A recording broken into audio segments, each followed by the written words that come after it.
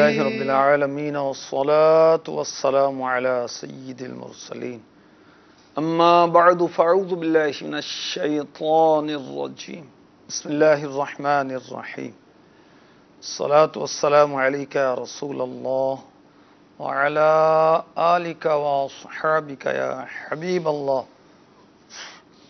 الصلاة والسلام عليك يا نبي الله وعلى آلك وأصحابك يا نور الله. کنز العمال یہ حدیث پاک کی کتاب ہے. حدیث نمبر 3024 صحابہ کرام علیہم رضوان نے ایک مرتبہ عرض کی، یا رسول اللہ صلی اللہ تعالی علیہ وسلم، اللہ تعالیٰ کے اس فرمان ان اللہ و ملائکتہ یصلون علی النبی، آپ کی کیا رائے اس بارے میں؟ اس آیت کا مطلب ہے، اس آیت کو آیت درود کہا جاتا ہے. بے شک اللہ اور اس کے فرشتے اس نبی یعنی غیب بتانے والے پر درود بھیجتے ہیں. میرے آقا صلی اللہ علیہ وآلہ وسلم نے فرمایا، بے شک یہ پوشیدہ علم سے متعلق بات ہے، اگر تم لوگ مجھ سے اس بارے میں سوال نہ کرتے تو میں تمہیں کچھ نہ بتاتا. بے شک اللہ پاک نے میرے لیے 2 فرشتے مقرر فرما دیے. جس مسلمان کے سامنے میرا ذکر کیا جاتا ہے اور وہ مسلمان مجھ پر درود بھیجے تو وہ دونوں فرشتے کہتے ہیں، اللہ تعالی تیری مغفرت فرمائے. اللہ عز و جل اور اس کے فرشتے ان 2 فرشتوں کے جواب میں کہتے ہیں آمین. سبحان اللہ. درود پاک پڑھنا کتنا اچھا عمل ہے، کتنا افضل عمل ہے. جب ہم درود پڑھتے ہیں تو 2 فرشتے ہمارے لیے بخشش کی دعا کرتے ہیں. صلو علی الحبیب صلی اللہ تعالی علی محمد وعلی آلہ وصحبہ وبارک وسلم. ایمان والوں کو اور ایمان والیوں کو سب سے زیادہ اللہ سے محبت ہوتی ہے، اور اس کی علامتیں ہم سن رہے ہیں. محبت الہی کی علامتیں کیا ہیں جو بیان ہوئیں اب تک کے سلسلوں میں، وہ عرض کرتا ہوں. ایک علامت یہ ہے کہ بندہ رات کے وقت نیند چھوڑ کر، نرم و نازک بستروں کو چھوڑ کر اللہ پاک کی بارگاہ میں حاضر ہو جائے، نماز پڑھے، سجدے کرے اور استغفار کرے، تلاوت کرے، رب کی عبادت کرے، قیام کرے، نماز پڑھے. ایک علامت ہم نے یہ سنی، اللہ کی محبت کی ایک علامت یہ ہے کہ اس کے حبیب صلی اللہ علیہ وآلہ وسلم سے محبت کی جائے، اور اس کے حبیب کی محبت در حقیقت اللہ ہی کی محبت ہے. اس کے حبیب کی اتباع کی جائے، اس کے حبیب کی اطاعت کی جائے. محبت الہی کی ایک علامت ہم نے جو کل کے سلسلے میں سنی وہ یہ تھی کہ جینا مرنا اللہ کے لیے ہو، کھانا پینا سونا جاگنا ہر عمل رب لم یزل عز و جل کے لیے ہو. آج محبت الہی کی ایک علامت اور بیان کی جا رہی ہے، اپنی خوشی پر رب کی رضا کو ترجیح دینا. سبحان اللہ. پارہ 4 سورہ آل عمران آیت نمبر 162 میں جو ارشاد ہوتا ہے وہ سنیے. أَفَمَنِ اتَّبَعَ رِضْوَانَ اللَّهِ كَمَنْ بَاءَ بِسَخَطٍ مِّنَ اللَّهِ وَمَأْوَاهُ جَهَنَّمُ وَبِئْسَ الْمَصِيرُ.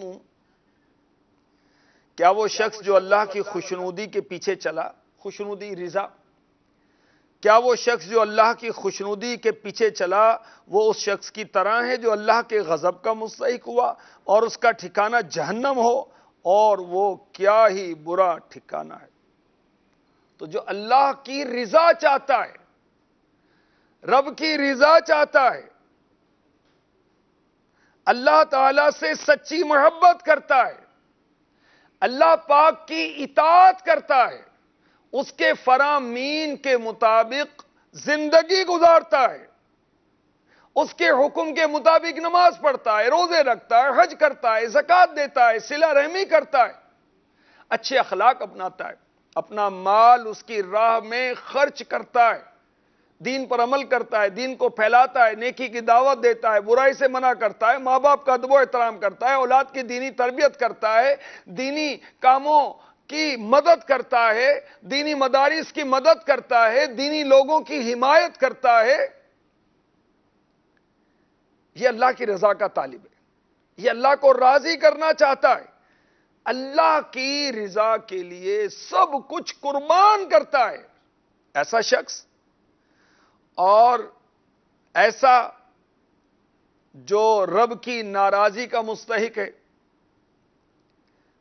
اللہ تعالیٰ کے احکامات سے منہ موڑنے والا ہے، نہ نماز، نہ روزہ، نہ حج، نہ زکوٰۃ، نہ ماں باپ کا ادب و احترام کا پتہ، نہ اولاد کی دینی تربیت کا معلوم، نہ پڑوسی کے حقوق پتہ، نہ سود و رشوت کے احکامات کا معلوم، نت نئے نشے، استغفر اللہ، اللہ کی ناراضی کی پرواہ نہیں کرتا، اپنی خواہش کو رب کی رضا پر ترجیح دینے والا، استغفر اللہ۔ جو کفار ہیں، منافقین ہیں، نافرمان لوگ ہیں، یہ برابر نہیں ہو سکتے، فرما بردار اور نافرمان برابر نہیں ہو سکتے، اللہ رسول کی اطاعت و فرما برداری کرنے والے اور نہ کرنے والے برابر نہیں ہو سکتے۔ تو ان دونوں کے درجات مختلف، ان دونوں کی منزلیں مختلف، ان کے مقامات جداگانہ، بروں کے الگ، اچھوں کے الگ۔ اللہ اکبر۔ اللہ تبارک و تعالی کے بندے اس کی رضا چاہتے ہیں، اپنی خوشی پر رب کی رضا کو ترجیح دیتے ہیں۔ جے سونا میرے دکھ وچ راضی، میں سکھ نو چلے ڈا، یعنی ان کا یہ ذہن ہوتا ہے کہ اگر ہمارا رب ہماری تکلیف پر راضی ہے تو مجھے راحت نہیں چاہیے۔ اللہ اکبر۔ احیاء العلوم میں امام غزالی رحمۃ اللہ تعالی علیہ نے لکھا کہ اللہ تعالیٰ نے حضرت سیدنا داؤد علی نبینا علیہ الصلاۃ والسلام کی طرف وحی نازل کی، اے داؤد، ایک تمہاری چاہت ہے، ایک میری چاہت ہے، ہوگا وہی جو میری چاہت ہے، جو اللہ چاہے گا وہی ہوگا، ہمارے چاہنے سے تو کچھ نہیں ہوتا۔ اگر تم میری چاہت کو مان لو گے تو میں تمہاری چاہت کو پورا کر دوں گا، اور اگر تم نے میری چاہت کو نہ مانا تو میں تمہیں تمہاری چاہت میں تھکا دوں گا، پھر ہوگا وہی جو میں چاہوں گا۔ تو بندہ کیا کرے؟ رب کی رضا پر راضی رہے۔ تکلیف کس کی طرف سے؟ اللہ کی طرف سے، شکوہ نہ کیا جائے۔ آزمائش کس کی طرف سے؟ اللہ کی طرف سے، شکوہ نہ کیا جائے۔ تنگدستی کس کی طرف سے؟ اللہ کی طرف سے، شکوہ نہ کیا جائے۔ محتاجی کس کی طرف سے؟ اللہ کی طرف سے، شکوہ نہ کیا جائے۔ بیماری کس کی طرف سے؟ اللہ کی طرف سے، شکوہ نہ کیا جائے۔ رب کی رضا پر، رب کی چاہت پر راضی رہنا چاہیے۔ حضرت موسیٰ کلیم اللہ علیہ نبینا علیہ الصلاۃ والسلام نے اللہ تبارک و تعالی کی بارگاہ میں عرض کی، یا اللہ مجھے کوئی ایسا کام بتا جس کو میں تیری رضا کے لیے پورا کروں۔ اللہ تبارک و تعالی نے ارشاد فرمایا، میری رضا اس میں ہے جو تمہیں پسند نہیں اور جو تمہیں ناپسند ہو، اور اس پر صبر نہیں کرو گے۔ عرض کی الہی میری اس پر رہنمائی فرما۔ اللہ پاک نے ارشاد فرمایا، میری رضا اس میں ہے کہ تم میری مشیت پر راضی رہو، یعنی جو میری رضا ہو تم اس پر راضی رہو، جو میرا حکم ہو اس پر راضی رہو۔ اللہ اکبر۔ اور اللہ کے نیک بندوں کا کیا معاملہ ہوتا ہے، سنیے، بہت پیاری حکایت ہے۔ حضرت سیدنا موسیٰ کلیم اللہ علیہ نبینا علیہ الصلاۃ والسلام کے دور کے ایک عابد کی حکایت. سبحان اللہ. یہ پہاڑ کے ایک غار میں عبادت کرتا، نہ لوگ دیکھتے نہ یہ لوگوں کو دیکھتا. پانی کا چشمہ، وہاں سے پانی پیتا، وضو کرتا، زمین سے جو پھل اگے ہوتے اسے کھاتا، دن کو روزہ رکھتا، رات کو عبادت کرتا، عبادت میں سستی نہ کرتا. اس عابد کے چہرے پر سعادت مندی کے آثار تھے.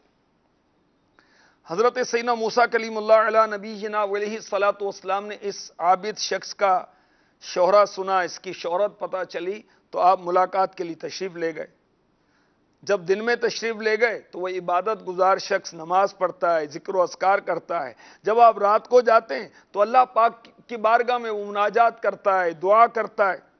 تو موسیٰ علیہ الصلاۃ والسلام نے اسے سلام فرمایا اے شخص اپنی جان پر نرمی کر. عرض کی یا نبی اللہ مجھے ڈر ہے کہ کہیں غافل نہ ہو جاؤں، موت کا وقت آ جائے اور میں عبادت الہی میں کوتاہی کرنے والوں میں نہ ہو جاؤں. موسیٰ علیہ الصلاۃ والسلام نے فرمایا کیا کوئی حاجت و ضرورت ہے؟ کہا اللہ کی بارگاہ میں عرض کیجئے کہ اللہ مجھے اپنی رضا عطا فرما دے، اللہ پاک مجھ سے راضی ہو جائے. حضرت موسیٰ علیہ السلام کوہ طور پر تشریف لے گئے اور وہاں جا کر آپ نے رب تبارک و تعالی سے کلام کیا. تو اس عابد کی بات یاد نہ رہی تو اللہ تعالیٰ نے خود ہی ارشاد فرمایا اے موسیٰ تجھے میرے عابد بندے نے کیا کہا؟ عرض کی الہی تو خوب جانتا ہے. اس نے کہا میں تجھ سے دعا کروں کہ اسے اپنی رضا خوشنودی عطا فرما دے. اللہ تبارک و تعالیٰ نے ارشاد فرمایا اے موسیٰ اسے کہہ دو دن رات میری جتنی بھی عبادت کر لے پھر بھی اپنے پچھلے گناہوں اور برائیوں کی وجہ سے وہ جہنمی. اللہ اکبر. موسیٰ علیہ السلام اس کے پاس تشریف لائے، رب کا فرمان سنایا. اب اس نے مرحبا کہا کہ میں رب کے فیصلے کو تسلیم کرتا ہوں، اللہ کے حکم کو دل و جان سے تسلیم کرتا ہوں. اگر وہ مجھے اپنے دروازے سے دھتکار بھی دے تو میں اسی کے دروازے پر پڑا رہوں گا، ہٹوں گا نہیں. مجھے جلا دے، میرے ٹکڑے ٹکڑے کر دے تو بھی اس کی بارگاہ سے نہیں پھروں گا. حضرت موسیٰ علیہ السلام نے اللہ تبارک و تعالیٰ کی بارگاہ میں جا کر یہ اس عابد کا جواب عرض کر دیا. اللہ تبارک و تعالیٰ نے ارشاد فرمایا اے موسیٰ اسے خوشخبری سناؤ وہ جنتیوں میں سے میری رحمت نے اسے گھیر لیا، اور یہ بھی کہنا کہ تو نے میرے فیصلے کو صبر و رضا سے گلے لگایا، میرے سخت حکم و فیصلے کے باوجود راضی رہا.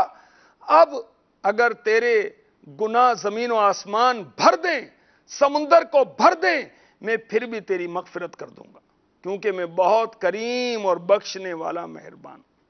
یہ بات سن کر وہ عابد سجدے میں شکر گزاری کے لیے گیا اور اللہ کی بارگاہ میں گڑ گڑایا اور رویا، یہاں تک کہ روتے روتے اس کی روح جسم سے جدا ہو گئی. سبحان اللہ. تو اللہ کی رضا پر راضی رہنا اللہ کی محبت کی علامات میں سے. اللہ پاک ہمیں اپنی رضا کا مجدہ عطا فرما دے. آمین. بجاہ النبی الامین صلی اللہ تعالی علیہ وسلم.